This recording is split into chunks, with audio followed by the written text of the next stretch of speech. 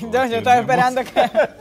Hoy tenemos la oportunidad de contar con Freddy Ángel Castro, quien es politólogo, analista de las situaciones que en términos generales y en la política se presentan en nuestro país, catedrático de la Universidad Autónoma de Santo Domingo, a quien agradecemos su presencia. Buenos días, Freddy Ángel, gracias por estar con nosotros y aprovechamos para invitarte a un cafecito. Bueno, el cafecito, pero gracias a ti por la invitación, Javier, Amelia, encantadísimo de estar aquí.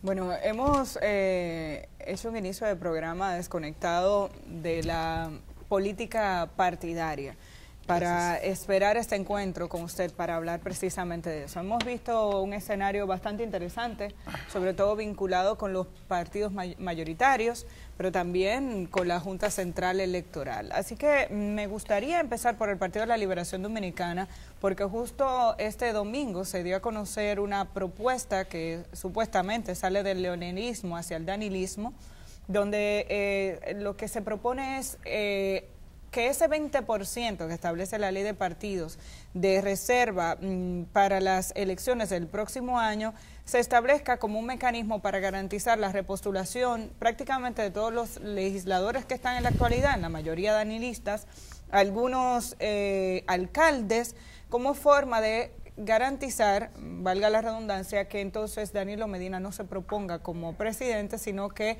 conserve su mayoría en otros niveles que estarán en concurso. Y anoche se dio a conocer la respuesta del danilismo rechazando esa propuesta. Quisiera que nos evaluara esa situación que se está viviendo en el Partido de la Liberación Dominicana en este contexto inmediato. Mira, tenemos que hacer una mirada profunda al panorama político dominicano y hablar también de algunas consecuencias. Nosotros particularmente con la ley de partido fuimos muy críticos, sobre todo porque la ley de partido instauró lo que pudieran ser gazapos antidemocráticos. En el caso del 20% de la reserva de ley, hay un error también en esa ley, porque lo dejó abierto en términos de la reserva hacia 800 y pico de candidaturas. Nosotros somos del criterio democrático de que la reserva debió ser por nivel, es decir, la reserva por nivel implicaría como 7 senadores, alrededor de 38 o 40 diputados y así sucesivamente. Sin embargo, la propuesta de este sector, del presidente Leonel Fernández, es una propuesta conforme a la ley. Yo pienso que es una negociación política que ellos plantean. En el fondo, yo creo también que no lleva a la democracia interna, o sea, un lastre que afecta esta reserva tan alta puede ser catalogada como prácticamente una repetición de aquel 4x4, donde la ciudadanía, los partidos políticos terminan bastante afectados. ¿Y qué pasó en el PLD, no? En el 2015. Pasó en el PLD, el 4x4, 4 para Danilo y 4 para las cámaras. Entonces yo creo que probablemente esta propuesta inicial tenga que ser revisada para dar un mayor margen de participación en términos de lo que debe ser las candidaturas democráticas. Uno comprende que los partidos políticos, por ejemplo el PLD, tiene que hacer reserva de 7 u 8 grandes diputaciones, senadurías, 7 u 8 grandes municipios que son fundamentales a la hora de determinar y hacer el curso político, pero en el fondo esa propuesta yo creo que va a tener que ser revisada porque afecta la propia estructura existencial del PLD, porque lo que dejan son alrededor de 78, 79 diputaciones para competir en el espacio de menor importancia política, que son las regidurías, que son 1.165 y los 135 distritos municipales. Eso queda a la libre, pero de buenas a primeras tenemos que decir que es una propuesta que abre la negociación. Garantizaría la repostulación de los mismos que ya fueron beneficiados en el 2015 con una candidatura sin competencia. Ya, y vamos a mostrarlo, lo tenemos en pantalla, reaccionó José Ramón Peralta, que se ha convertido prácticamente en el vocero del presidente Danilo Medina para los asuntos políticos, y rechaza la propuesta diciendo que es antidemocrática. Nos sorprende desde el punto de vista, nos parece correcto desde el punto de vista del análisis por lo que usted comentaba. Ahora, para el 15 no se pensó de la misma forma. Ahora, Peralta dice, sería sepultar al Partido de la Liberación Dominicana, porque se impediría el juego interno de la política. Es una reacción distinta a la que tuvo la corriente de Danilo Medina en el 15. Pero la reacción de Peralta yo pienso que es excesiva. ¿Por qué? Porque ellos hicieron eso mismo en el 15 y el partido está vivo y respirando. Pero las condiciones son las mismas. No, las condiciones políticas del 15 no son las mismas, pero no son las mismas en función de que la sociedad dominicana y el entorno internacional está pidiendo y solicitando un mayor nivel de democracia, de apertura democrática. Pero es que eso es extensivo para el escenario. ¿Sería inteligente también de la corriente de Danilo Medina? O sea, las condiciones internas del PLD... Ese es otro aspecto. Si queremos valorarlo, yo no estoy de acuerdo con ese tipo de propuesta. O sea, yo pienso que es una propuesta... nosotros aquí en el sistema de partido, en la sociedad dominicana, tenemos que aspirar a la democracia y que cada cual, en la mayoría de los casos, se bata en función del frente donde tiene que conseguir su batalla. Sin embargo, no deja de ser inteligente, hay que calificar de inteligente la propuesta del sector del presidente Leonel Fernández. ¿Por qué es inteligente? Porque está asegurando a más de 100 diputados danilistas, por ejemplo, que no se van a tener que medir en los procesos de primaria, con una primaria, con un padrón de primaria abierta. Segundo, hay un dato que tenemos que tener en cuenta. Si en los corrillos del Congreso se está hablando de X cantidad de dinero, óyeme, equivale prácticamente a la misma suma de ahorro, entre 20 y 50 millones de pesos, no ir a una primaria. Es decir, que el candidato que le reservan una primaria se ahorró de entrada 30, 40 millones de pesos en términos de campaña. Entonces ahí hay unos bemoles. En el 2015 ya tuvo consecuencias. Es verdad que el PLD tomó esa decisión de no someter a competencia interna a los diputados y senadores que ya estaban en el poder, se le garantizó su puesto. Hay que recordar que muchos de ellos vienen desde el 2010, algunos desde antes, y tuvo consecuencias porque muchos dirigentes o militantes del PLD que aspiraban a ser considerados como candidatos terminaron saliendo del PLD y se fueron como candidatos de otros partidos políticos. Ahora bien, todo el tema de esta propuesta de Leonel Fernández está asociada a la situación interna de división y de confrontación en el PLD. Y está asociada a un tema al que la sociedad le está dando mucho seguimiento, que es el tema de la reelección presidencial, porque se busca, de alguna manera, desde el leonelismo, contentar al danilismo con el control del Congreso Nacional a cambio de que no haya intento de reforma constitucional.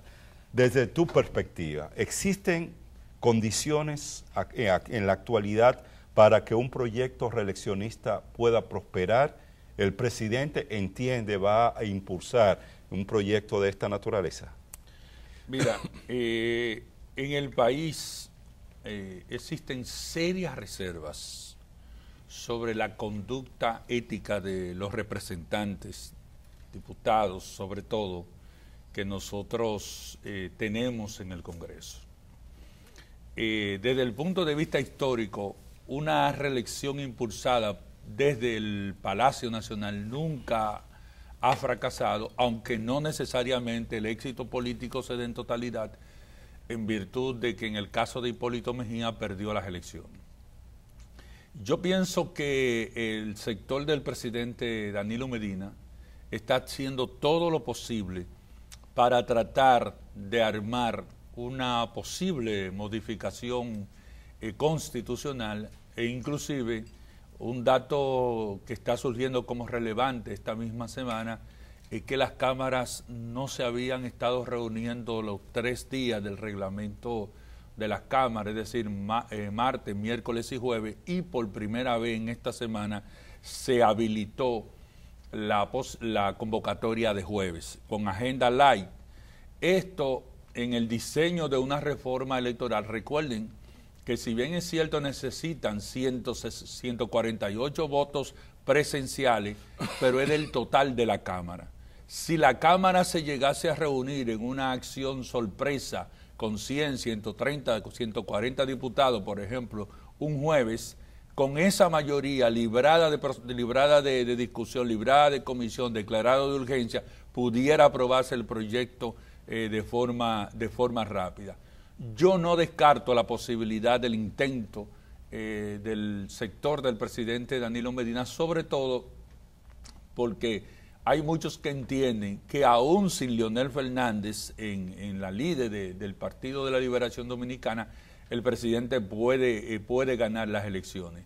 Lo que estamos viendo con la propuesta del pacto no es más que un adelanto de aquello que planteó, por ejemplo, el BIS, de las negociaciones al interior del partido, donde hacían un cambio en términos de estrategia y en términos de propuesta.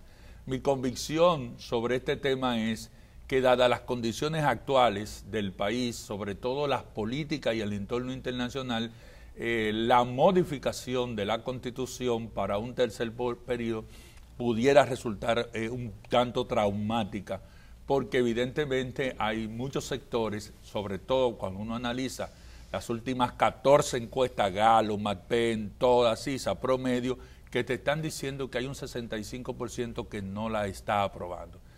En este sentido, yo pienso que lo más conveniente es que ellos lleguen a un pacto político que pudiera permitirle la gobernabilidad democrática. Ellos, el PLD. El PLD, que pudiera llegar a un término de gobernabilidad democrática. ¿Por qué?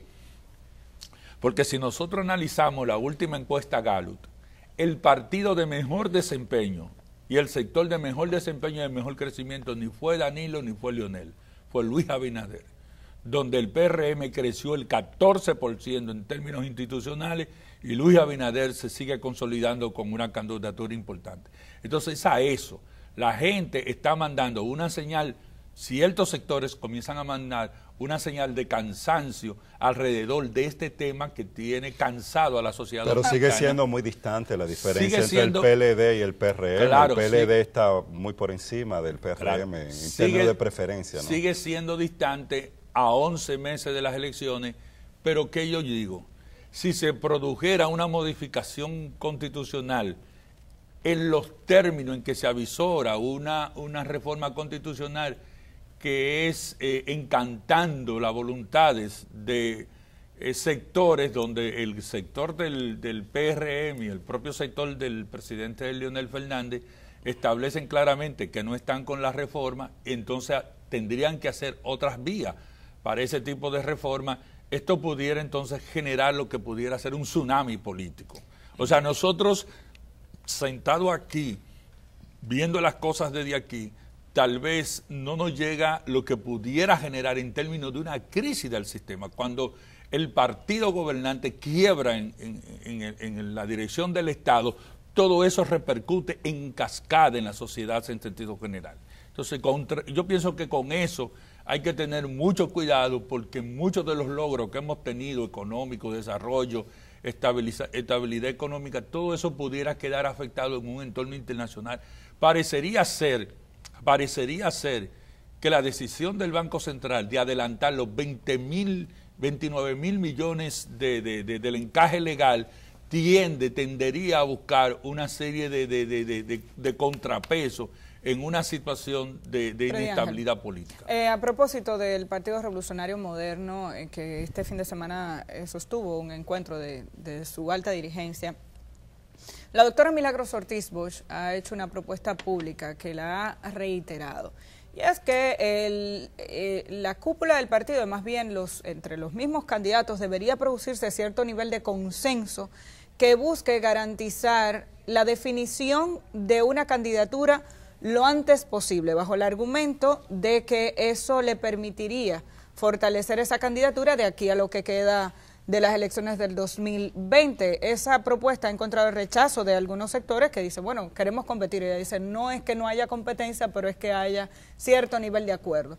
¿Cómo usted ve esa propuesta o ese análisis que hace la doctora Milagros Ortiz Bosch? Bueno, muy interesante para el interés de parte que ella representa al interior del PRM. Sin embargo, tiene la misma falencia de la otra propuesta, es antidemocrática. O sea, ya lo que está proponiendo es una escogencia de dedos de la cúpula del partido. Y esa propuesta yo creo que lastimaría la imagen también democrática del PRM.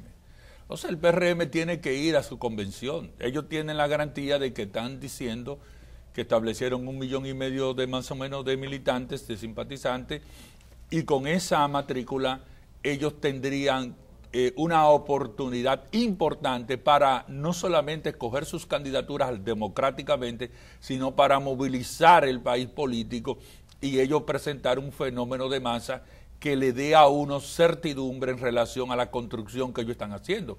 Porque es lo mismo de los papelitos. O sea, tú me inscribiste, ok, tú fuiste a mi casa, pero qué voluntad, qué situación tengo yo en relación a lo que tú me pediste, a veces por simpatía, por amistad. ¿Tiene posibilidades el PRM de continuar creciendo, de convertirse en una posibilidad de gobierno para el próximo año? Y con el PRM hago la misma pregunta con relación a otra. ¿Hay otra posible fuerza de la oposición que tenga el mismo encanto? No, la única fuerza de la oposición política que en estos momentos está haciendo las tareas para lograr tener posibilidades reales en el 2020 es el PRM. Muy reducidos todos los otros partidos políticos. Pienso que a la oposición política en la República Dominicana lo conveniente sería un pacto, un acuerdo general, un frente general, probablemente parodiando aquella experiencia chilena, un pacto democrático, una alianza democrática, una coalición democrática, como ellos lo quieran llamar, porque al PLD es difícil sacarlo del poder, salvo que ocurra una situación de división. Cuando el PLD se unifica a nivel nacional, el PLD es una maquinaria terrible en términos de la captación del voto, y eso lo significó o lo dejó claro cuando Danilo Medina en aquellas elecciones en marzo tenía, don Hipólito tenía más del 20% en el 2012 y la maquinaria del PLD operó de manera abierta. El PLD es un partido que solamente a través de bono luz, las tarjetas Solidaridad tiene, según el cálculo político, el 23% del padrón electoral. Y ese 23% del padrón electoral, junto al diseño político de la maquinaria electoral, que es que donde cada miembro del comité político con miembro del comité central son los responsables en términos de ganar las provincias, esa es una maquinaria sumamente fuerte en términos de maquinaria electoral de experiencia política. Por lo tanto, solo en ese escenario el PRM tendría oportunidad. Si no se da eso, yo pienso que ellos van a ir a un gran desempeño electoral, van a avanzar como partido político, van a obtener mayor nivel de representación, pero dudo que puedan superar esa fuerza política unificada. Hablando del proceso electoral, hay muchos aspectos que tienen que ser evaluados, considerados. Uno de ellos es la reciente decisión que tomó la Junta Central Electoral con relación al arrastre, al arrastre entre diputados y senadores, en la elección de diputados y senadores, a partir de una solicitud que hizo el PRM de que se considerara lo que está contenido en la ley del régimen electoral de los distintos niveles de elecciones y que cada uno de los niveles de elecciones implicaría, en el caso de senadores y de diputados, boletas distintas para evitar el arrastre. Y la Junta Central Electoral tomó una decisión que no dejó conforme ni a uno los que están a favor de que se mantenga el arrastre, ni a otros los que los rechazan. ¿Cuál es tu opinión con relación a esta decisión? El arrastre debe ser eliminado. La decisión de la resolución de la Junta Central Electoral es inconstitucional en virtud de las disposiciones de la Constitución, el artículo 208, el artículo 177, pero además es inconstitucional porque viola el principio de igualdad, es decir, separa la categoría de las circunscripciones electorales, acoge de alguna manera, se acoge a un criterio que no está establecido en la ley, y es que las circunscripciones de las provincias sean las determinantes para clasificar el tipo de voto que se produce. Yo pienso que esta resolución va a terminar en el Tribunal Constitucional, y el Tribunal Constitucional la va a declarar nula bajo el principio de igualdad. Entonces, yo entiendo también la situación de la Junta. O sea, la Junta le llevaron un mamotreto donde en una disposición decía una cosa, en el 104 decía otra, en el 130 de la ley decía otra. Pero yo, si hubiese sido juez de la Junta, hubiese operado en una sola dirección. O lo elimino totalmente o lo dejo totalmente, y así no tenía que partir el muchachito como Salomón. Tenemos que ir, ya tenemos que terminar esta entrevista, pero ese último punto, la confianza en la Junta Central Electoral, ¿crees que está en capacidad para organizar unas elecciones tan complejas como la que tendremos en el 2020? Brevemente. Sí, ellos están en capacidad. Ellos han logrado algo importante, que es el voto en el colegio automatizado. Eso va a permitir una cuantificación muy rápida del voto. Y ellos también, hay que entender que están haciendo su mejor esfuerzo. No hay duda desde el punto de vista de la rectitud y la conducta moral del presidente de la Junta y de los demás miembros. Como decimos, son situaciones que se le están presentando en unas elecciones sumamente complejas, como son estas elecciones de medio término, sobre todo, que es donde van a tener que contar claro en este proceso. Muchísimas gracias, Freddy Ángel Castro, que es politólogo, además docente en la Universidad Autónoma de Santo Domingo. Gracias por siempre compartir con nosotros su criterio sobre estos temas.